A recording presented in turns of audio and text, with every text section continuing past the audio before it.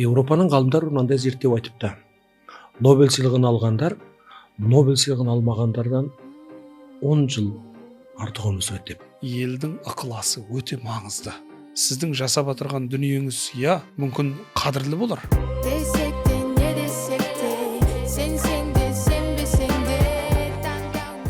Студиямызға қош келдіңіз, Медет Алпысбайұлы. Қош көрдік. Медет Алпысбайұлы, сұрақ мынандай. Жалпы өзіңнің ұғымыңдағы мәдениет дейтін ая, мәдениет дейтін меже немен басталып, осы немен бітеді, немесе бұл шекарасыз дүние ме? Рахмет. Көптен бері бұндай деңгейлі сұрақ естімеген маған төбемнен жай түскендей болып отыр. Ауқымдатпай мәдениет туғаннан сол жер бесікке дейінгі ортаны қамтыса керек, немесе одан да кең болса керек. Біз көп дүниені қиындатуды жақсы көретін қоғамда өмір сүріп жатырмыз. Дегенмен дүниеге шыр етіп келіп, өз арбаңды ешкімге мінгестірмей өзің сүйреп, көз көргеніңменен қарым қатынасың түзу болудың өзі мәдениет шығар. Сол себепті сәлем түзу боп, күлімдеп қараудың өзі де бір үлкен жұмыс. Екінің бірінің қолына келе бермейді. Бұны жасау үшін күш керек, өре керек. Мәдениет сол шығар менің ұғымымдағы. Жақсы, жалпы Павлодар өңіріндегі мәдениет департаменті менің ұғымымда, бұл биік ұғымда, бірақ тайғанақ тұсы көп. Ол жерден жарқылдап шығуда, жалп етіп құлауда оңай сала секілді көрінеді. Жалпы Павлодар облысындағы мәдениетті басқару қаншалықты ауыр, қаншалықты жеңіл? Әркім өз саласын күрделі деп санайды ғой. Және қызығы мен шыжығы мол сала. Одан кейін мәдениет елдің айнасы. Бұл рухани әлем болғандықтан бүгін егін салдым, ертең 2 қап егін алдым емес, немесе темірді балқытып 3 кило темір алдым дейтін сөз емес. Бұл қолға былай есептейтін дүние емес. Бірақ мәдениеттің ұрпаққа берері ол жылдарменен, 10 жылдықтар, 50 жылдықтармен саналады. Сол үшін де бұл сала өте елдің айнасы шығар. Одан кейін мына біздің саламызды өте бір жұмсақ, немесе екінің бірінің қолынан келіп, қолыңызға микрофон ұстап, елдің алдына шығып 2 ауыз сөзді мүдірмей сөйлесеңіз, осы бар болғаны осы жұмыс шығар деп ойлайды. Бірақ мен таң қалатын бір ғана мысал, 90-шы жылдарда немесе 80-шы жылдарда, мүмкін одан алдыңғы тұстарда мына көркем сурет музейіне барып көрсеңіз болады. Әбілхан Қастеевтің өте бір керемет туындысы бар. Дала жұмысшылары деген шығар. Мүмкін жаңылсуы мүмкін. Сол дүниенің құны жоқ. Демек, мәдениет жылдар өте келе өте өзінің бағасын алатын сала, және бұл шын мәнісінде өте үлкен күрделі сала. Бұны басқару енді қиын десем өзіме сын, оңай десем тағысын. Бірақ елдің зиялыларынан үйреніп, соны шамамыз келгенше шанамызды сүйреп келе жатырмын деп сізге жауап берейік. Жақсы, жалпы зиялы қауыммен, яғни өнерде, мәдениетте жүрген жандармен жұмыс істейсіз. Еуропаның ғалымдары мынандай зерттеу айтыпты. Нобель сыйлығын алғандар Нобель сыйлығын алмағандардан 10 жыл артық өмір сүреді депті. Осы жерде мәдениетті басқарып отырған азамат есебінде сіздің танымыңызда, сіздің ұғымыңызда марапат, орден, медаль деген не? Бұл әрине темір терсек қой шын мәнісінде. Бірақ дегенменен мәдениет саласының қызметкеріне, өнерде жүрген кез келген адамға, руханиятта жүрген кез келген адамға ертеңгі күніне шабыт беру үшін елдің ықыласы өте маңызды. Себебі сіздің жасап отырған дүниеңіз 30 жыл алдын, 30 жылдан кейін мүмкін қадірлі болар. Бірақ сол дүниені жазған жазушы да, салған өнерпаз да сол осы күні алғаны жақсау, және дер кезінде алғаны жақсау. Әрине марапат бәріне бірдей жете бермейді. Бұл енді бәріне бірдей жетуі де міндет емес. Бұл үздіктерге беріледі. Бірақ кей тұста кей жандар уақытында бағаланбай жатады. Оны да мойындау керек. Біз барынша осы күндері мәдениетке өз үлесін қосып жүрген, біздің штаттық жаңағы кестемізге сәйкес қызмет етпей жүрген азаматтарымыз қаншалықты. Бірақ сол азаматтардың артынан ерген мыңдаған шәкірттерді көріп, біз осы азаматтарды марапаттасақ деп қиялдап ойлаймыз. Бірақ кейде уақыт жетпей қалып жатады. Уақыт дегенім енді 1 жылдың шектеуінде біз ұсынған немесе біз қолдағымыз келген 10 адамның 8-інде шектеу болуы мүмкін. Дегенмен барынша марапаттауға отырсамыз, менің ойымша бұл атақ та, медаль да, орден да өзінің заты құны жоқ болғанменен бұл елдің ықыласы, өнер адамына керек ақ деп ойлаймын. Бұл сіздің жасаған титтей қызметіңіздің ақтаулығы деп шығар, соны ойлаймын. Жақсы. Мынандай дүниеде Медет Алпысбайұлы осы жерде мәдениет саласын басқарып отыр. Бұдан ары қарай да жоғары қызметтерге әмсе жетуіңізге тілектеспіз. Мынандай сұрақта өзіңе. Медет Алпысбайұлының істеген нәрсесі деп көрсететін қандай істерді атауға болады? Бұл да өте күрделі сұрақ. Бір сөзін айтты. Жеңімпаздың әкесі көп. Жеңілген жалғыз жетім. Мынаны істедім деп айтатұғым болсам, көп кісілердің еңбегін жоққа шығарып қалуымыз мүмкін. Осы бүгінгі таңда 3 жылға немесе одан да аса қызмет етіп келе жатсақ мәдениетке, осы саладағы жеткен жетістіктеріміздің барлығы сол салада қызмет етіп жүрген 4000 мәдениет қызметкерлерінің арқасы шығар. Ал кетіп жатқан қателік ол тек медеттің қателігі шығар. Олқылық өте көп. Кей тұстарда біздің де өреміз жетпей қалатын тұстар өте көп.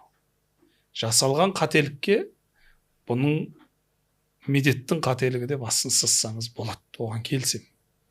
Ал титтей жақсылық жасалса, оны медет емес, мәдениет басқармасы істеді десеңіз, осы құба-құп болар. Әйтпесе 3 жылда, Құдайға шүкір, 10-даған немесе 15-ке жуық тек қана мерейтой иелерінің бүгінгі дейін шықпаған, немесе шықса да сөрелерде көнеріп болған дүниелерін қайта жаңғыртып, елге паш еттік. Және мына солтүстік өңірлердің бір керемет тұсы, көбісі біле бермейді. Осы мына біздің Ертіс Баян өңірінің ауылда отырған халқының зиялылығын көріп біз қуандық. Бұны дәлелмен айтайық. Мысалға, әкеден балаға тапсырылып 2-3 ұрпақтан бері сақталып келе жатырған Абай Құнанбайұлының 1906 жылы Санкт-Петербург қаласында шыққан баспа кітабын тауып алдық. Және бұны жай ғана табылған жоқ. Сол азаматқа талай жерлерден ақы беріп сатып аламыз деген кезінде жоқ. Біздің өңірде де Бұқар Жырау деген әдебиет және өнер музейі бар.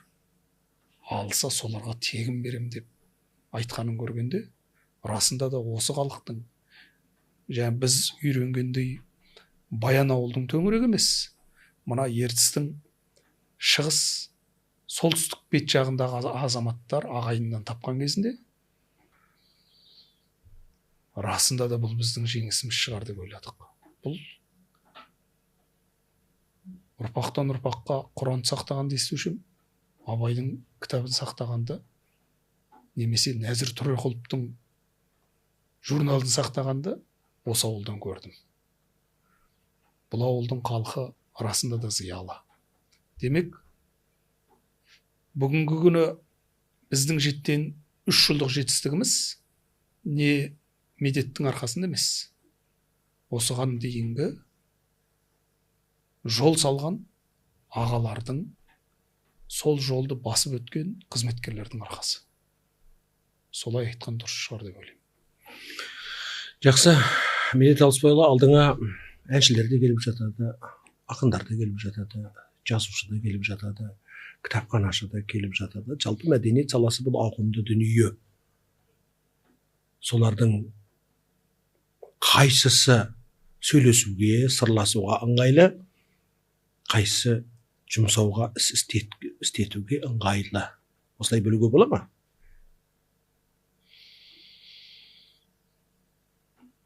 Менің ойымша,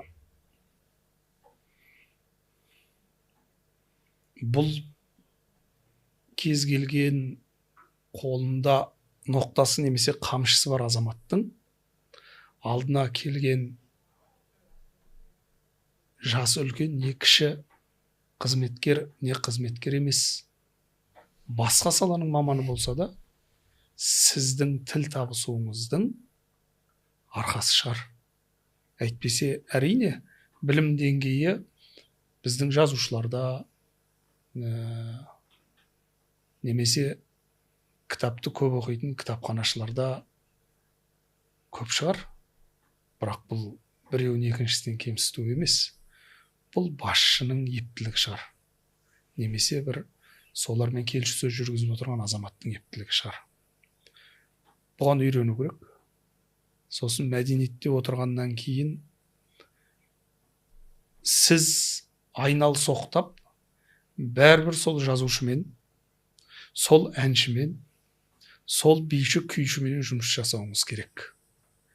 Өнер кереметтілігі сода екінің бірінің бойына қона бермейтін дүние. Демек, сіз күйші болсаңыз, ол жаратушыдан.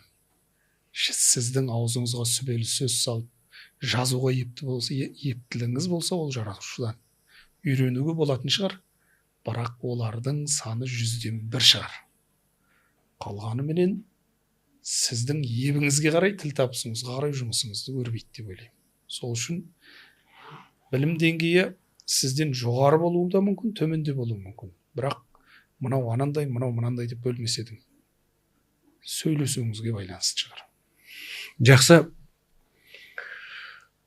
Кереку Павлодар Баян Ертіс өңіріндегі өнердің іргедегі Семейден, қол созса Қарағандыдан, арақ жақтағы Жетісудан, Қызылорда, Шымкенттен, батыстағы Атыраудан, Ақтөбеден айырмашылығы бар ма? Осы жердің өнерінің не ерекшелігі бар? Әрине айырмашылығы бар. Екі мәдениеттің, екі үлкен мәдениеттің тоғысқан өңірі.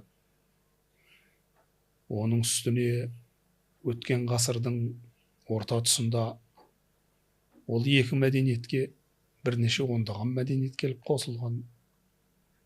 Олармен де санасуымыз керек. Палитра дейміз бе? Әр түсті өте бір қызық өңір. Одан алдыңғы дәуірде бұл ауылдың домбырасы да, бұл ауылдың әншісі де, бұл ауылдың жазушысы да ертіс баян өңірі біріншілердің мекені болғаны анық. Бұл тарихи шындық. Ал бүгінгі ұрпақтың солардың салып кеткен сара жолынан басқалардан кем емес артық болуы бұл заңдылық шығар деп ойлаймын. Артықшылығымыз қазақ ән өнерінің өзіндік салып кеткен сара жолы, мына Сарыарқаның ән өнерін сақтап отқан азаматтар бар.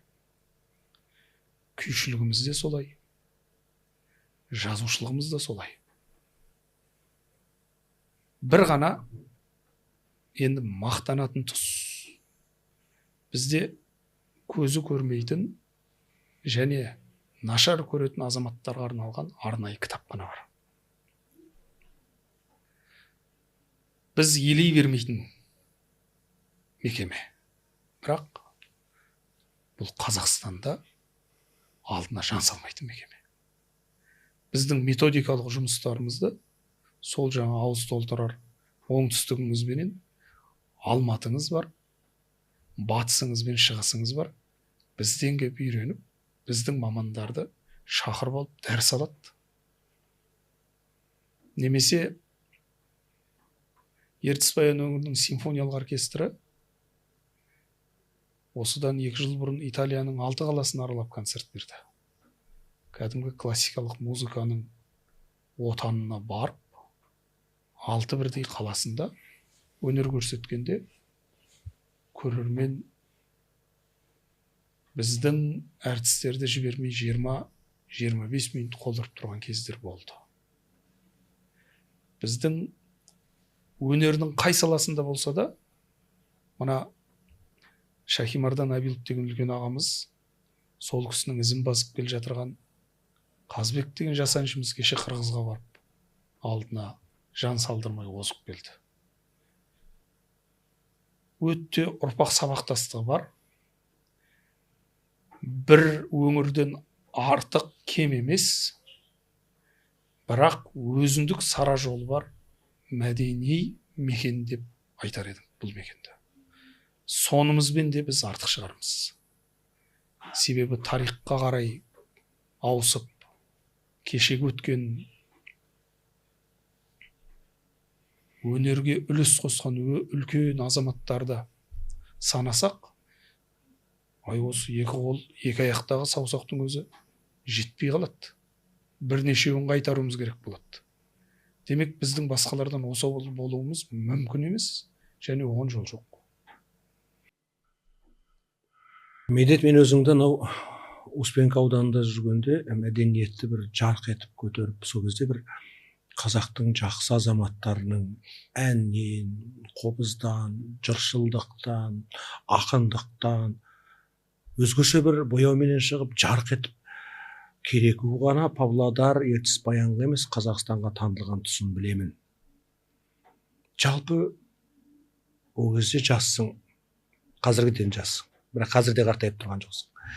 Дегенмен мына өнер адамдардың бәрін топтап жиналу, бір бағытқа, бір мүддеге қызмет істеу, осы қаншалықты мүмкін?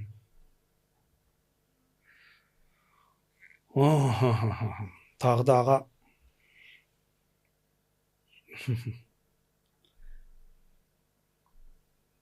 сіздің сұрағыңыздың бәрі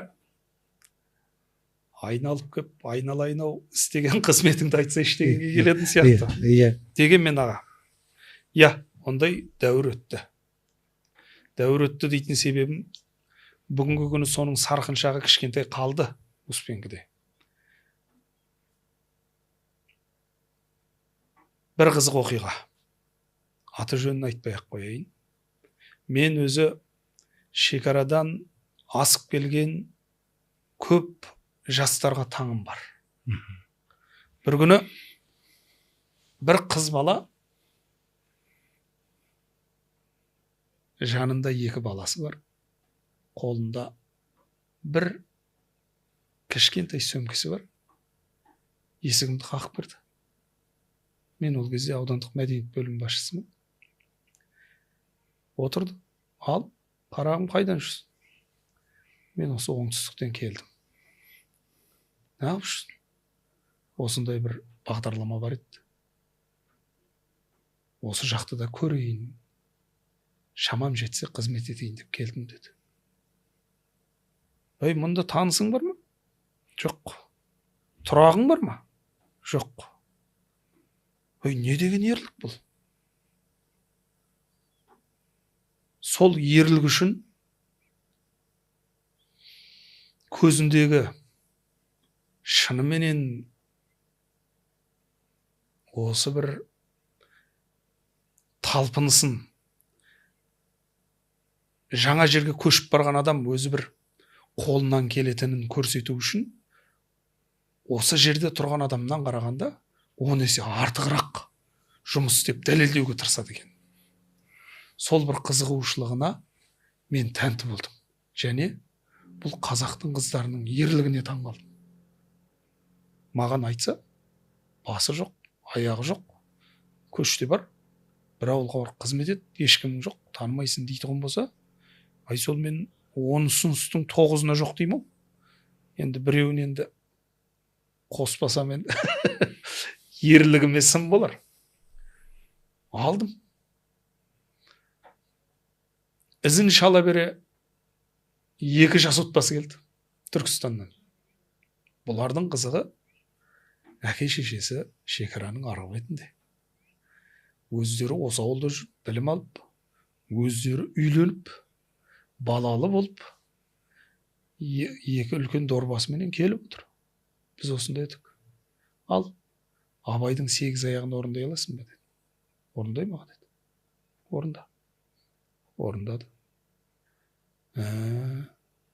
Ал енді қай жақтан келдің? Осы жақтан келдім. Көңіліңе жатып, өзіңе жатық болған қандай ән бар?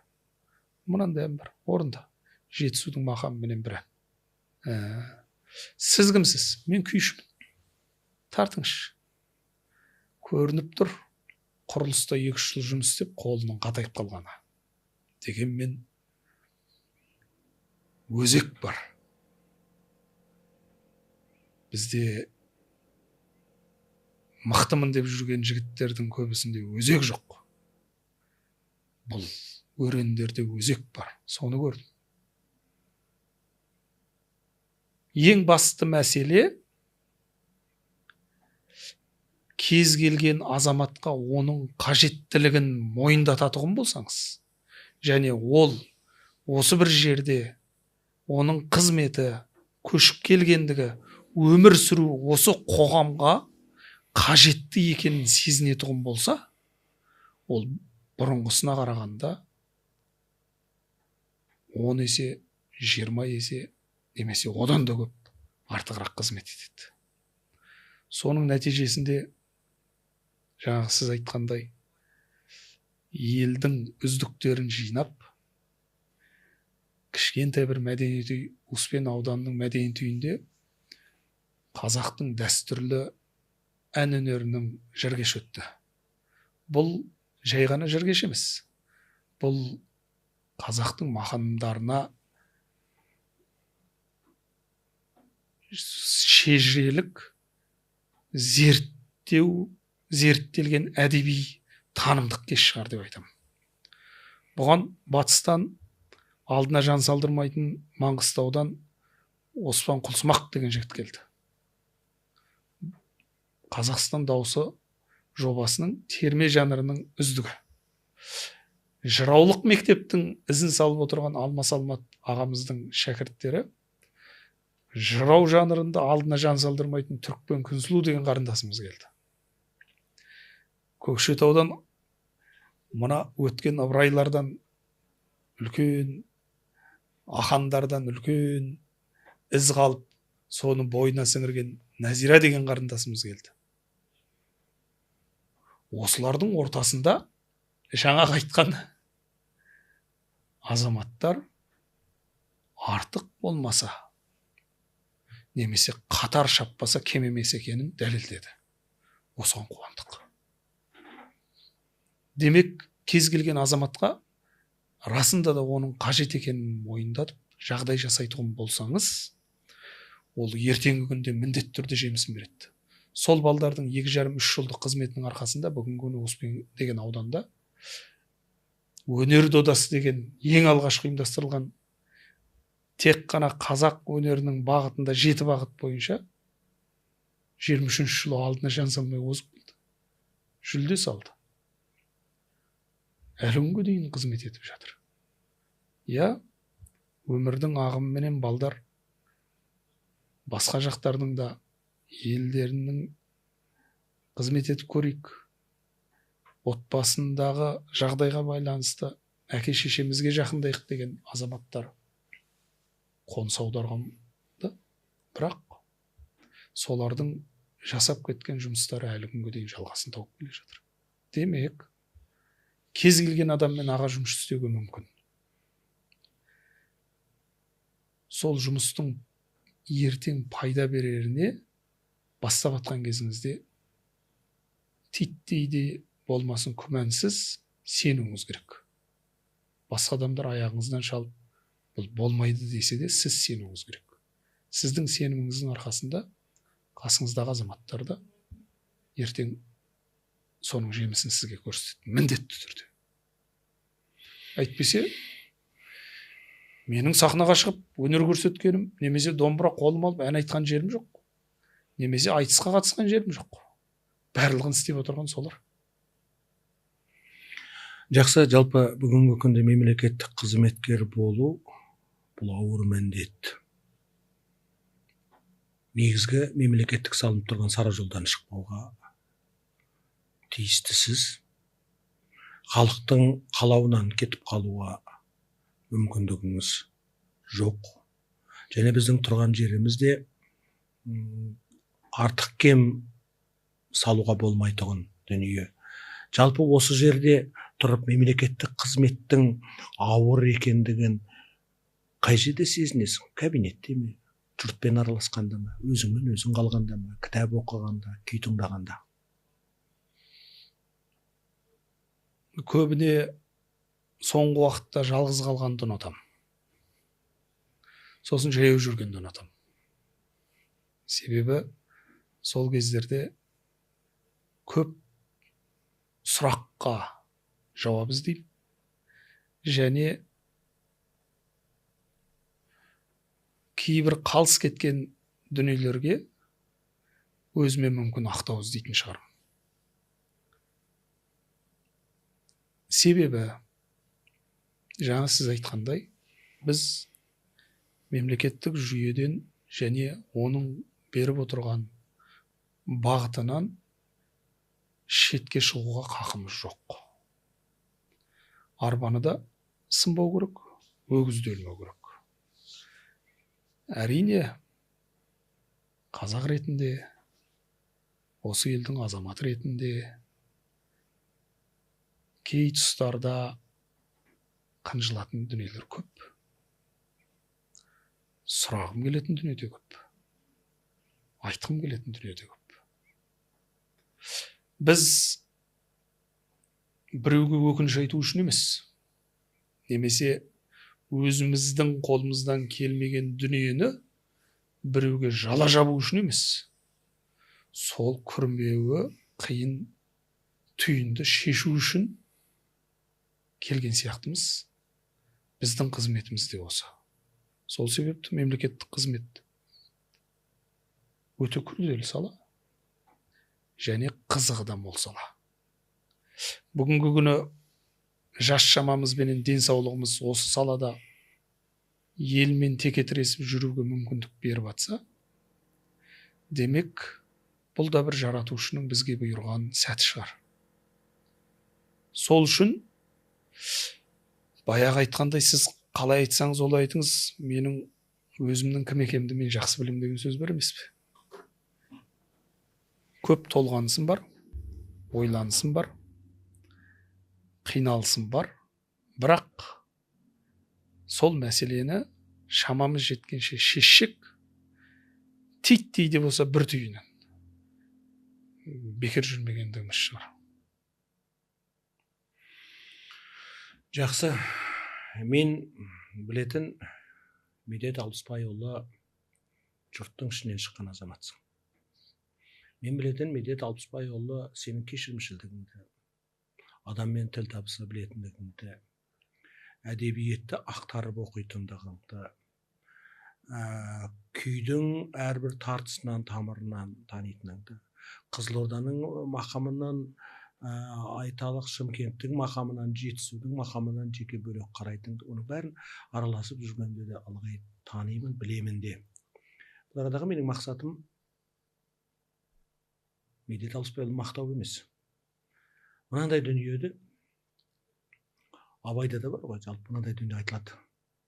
Шыққанша тілеуіңді ел тілейді дейді. Шыққаннан кейін тілеуіңді өзің тілейсің дейді. Қарапайым елдімен бірге қатар қаймана қазақтың ішінде жүргенде біз көп керек қыла бермейміз. Неғұрлым биіктеген сайын жауапкершілік те көп. Тас лақтырып сөз айтатын да көп. Жалпы сондай сәттерде не ойлайсың? Аға, үйреніп жүрмін. Мен де пендемін ғой. Ет пен сүйектен жаралған. Біреудің даттауына, кей тұста өте бір сынап жіберіп, немесе сынау емес, мінеп жіберетін тұстарда, әй, бұлай емес еді ғой деп менің де айтқым келеді. Сол үшін шығар кейінгі уақытта кесіп кететін. Жақсы. Медет Алпысбай, мынандай жаңа бүгін бізде қонақтар арасында да мәдениет департаментін басқарып отырған Медет Алпысбайұлы бауырымыз, туысымыз, туғанымыз ортамызда отыр. Мен осында алдында да айтқанмын, жақсы жаман болса да билікте жүрген азаматтар біреумізге аға, біреумізге іні, біреумізге бауыр, ортасында бөлетін ештеме жоқ. Бәріміздің айландырғанымыз бір терінің пұшпағы. Әрбір кеудесіне жылу іздеген ақын мәдениет департаментіне баратындығы анық. Күйіне, ыңғайына домбырасы келмесе де, өзінің домбыққан ісі жолға түсер кезде жылу іздеп баратын жері сол. Әрбір әншінің үміттеніп тосатын жері сол. Кітапханашының баратын жері сол. Мәдениет саласындағы істейтіннің аңсап, іздеп барып, есікті қағып, немесе біраз дүниені жазып жататын жері де сол. Бұны мойындау керек. Себебі төбесіз ел болмайды. Белгілі бір жерде, сол жерді басқарып реттеп отырған азаматтың бірісің. Қым қуат әңгімелері өте көп. Кесілді, осылды сөздерді айтылып жататындығы анық. Енді Серік Ерікбайдың сұрағы. Өзіңі, бұл мен қысқа сұрақ қоямын, мүмкіндігінше қысқа жауап беруге тырысыңыз. Медет Алпысбайұлының жақсы көретін кітабы? Кітап өте көп, бірақ маған өте көп қазақтың бұған дейін де, бұдан кейін де ешкімнің мәдениетінен кем емес, салты, әлемдік деңгейде саналса алатын дүниелер жазылған кітаптың барлығы ұнайды. Сондай бір кітап, кішкентай ғана, Ұларбек Нұрғалымның даяғашысын сәт салып, ашып, қайта оқып, бұрынғылардың жасаған дүниелерінің, кәдімгі менің әкем мен шешем, атам мен әжем жасаған дүниелерді көз алдыма қазақтың байырғы ауылын қайтарып оқып келген кезінде тебірене отырып көзіме жас келетін тұстар көп. Басқа салада да оқып жатамыз, бірақ менің көңіліме осы ең басты мәселе қазақтың мәдениеті мен әдебиеті, салты, санасы әлемдік бірде-бір халықтан төмен емес, жоғары болмаса деген ұстанымдағы шығарманың дүниелердің барлығы көңіліме жақын. Себебі осы ұлттың уәкілі болғаннан кейін сыртқа шығып үлкен ареналарда айқайлағым келеді. Мен Құдай тағаланың қазақ ұлтының уәкілі қылып жаратқан азаматпын. Менің ұлтымның салты мен санасы ешкімнен кем емес. Біреуге биіктігімді дәлелдеу үшін емес, бірақ осы әлемде өзімнің орным бар екенін білдіріп, сездіру үшін жүргендігімді көбіне айтқым келеді. Жақсы. Медет Алпысбайұлы тақауда 40-қа толды. Медет Алпысбайұлы осы 40-қа толған шағында мына қасиетімді бойымнан алып тастасам дейді бір қасиет.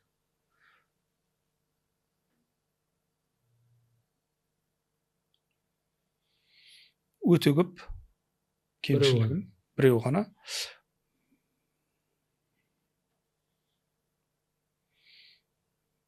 Ойбай, ағау, тығырыққа тіредіңіз ғой. Жалқаулығым шығар. Жақсы. Медет Алпысбайұлы осы қасиет менде болса, немесе осы қасиет көбіректе болса дейтін адамның мінезі қайсы? Ізденімпаздық.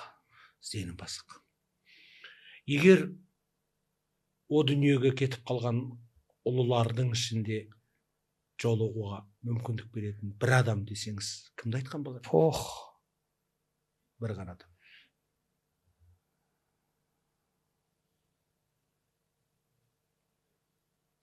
Неге екенін білмеймін, Тұрмағанбет Ізтілеуовке сұрағым көп.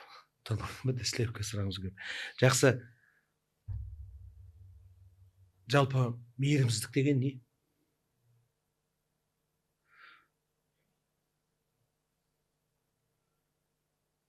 Өте терең.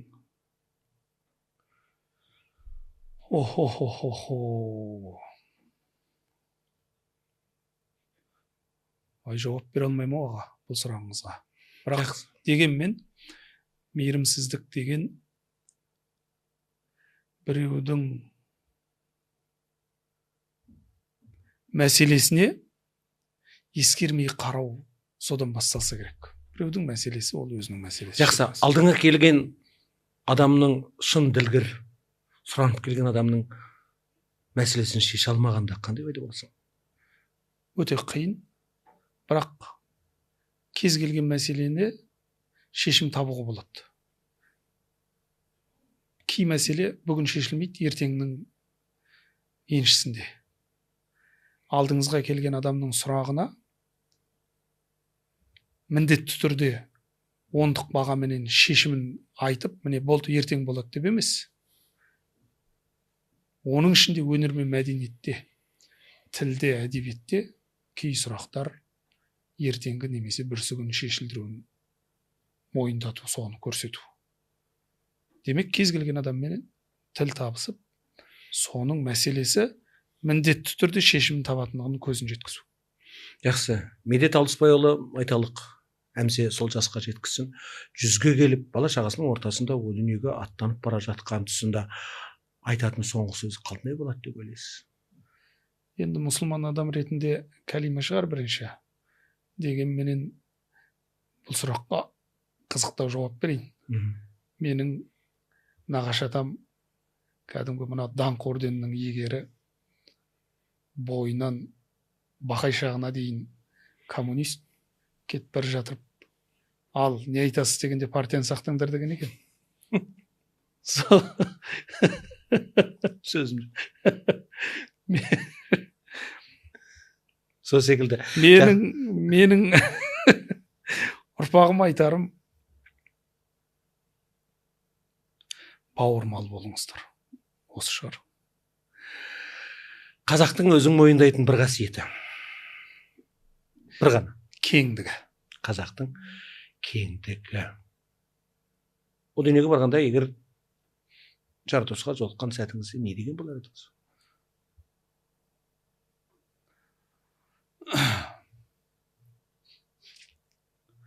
Айтпасақ та түсінікті ғой.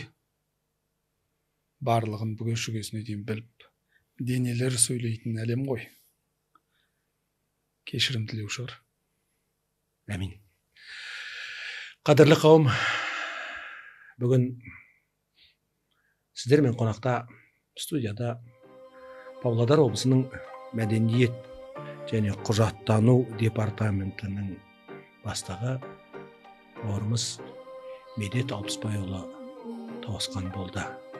Қызметіңізге жеміс, басымызға деніп сау болсын. Рахмет. Көп көрсең де үміт үзбей, келесің көз жасыңды тыйып, сен